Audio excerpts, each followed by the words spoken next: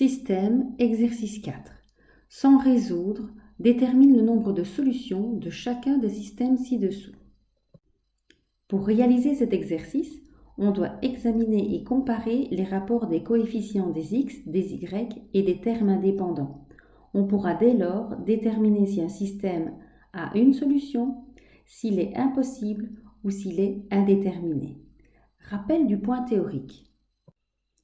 Dans un système d'équations, s'il y a une égalité entre les rapports des coefficients des termes en x, des coefficients des termes en y et des coefficients des termes indépendants, on a un système à déterminer. Ça veut dire qu'il y aura une infinité de solutions. Deuxième cas de figure, si dans mon système d'équations, j'ai une égalité entre les rapports des coefficients des termes en x et des termes en y, mais pas des termes indépendants, je suis dans un système impossible. Il n'y aura donc pas de solution.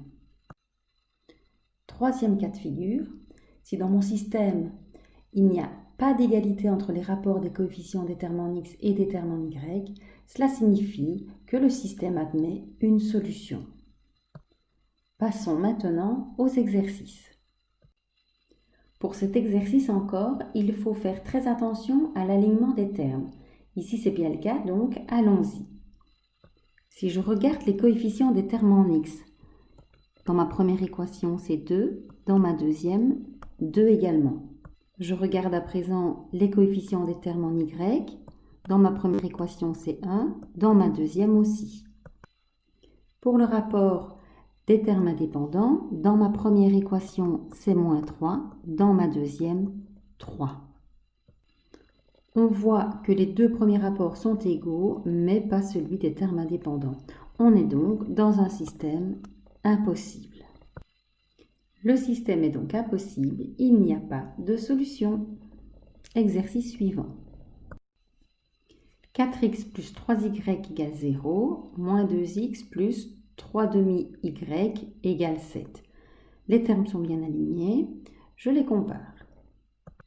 4 et moins 2 pour les termes en x, 3 et 3 demi pour les termes en y, 0 et 7 pour les termes indépendants.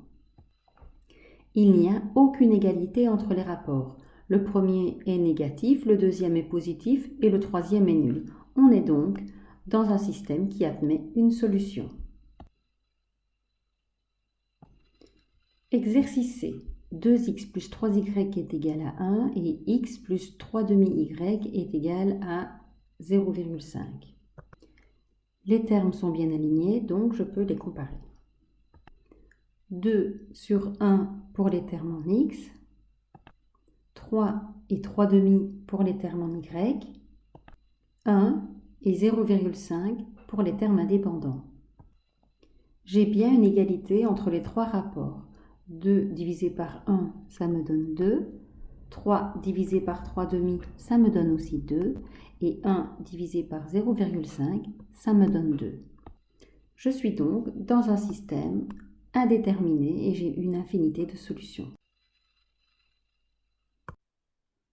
Exercice D. 3x plus y moins 4 égale 0 et moins y plus 3x moins 4 égale 0.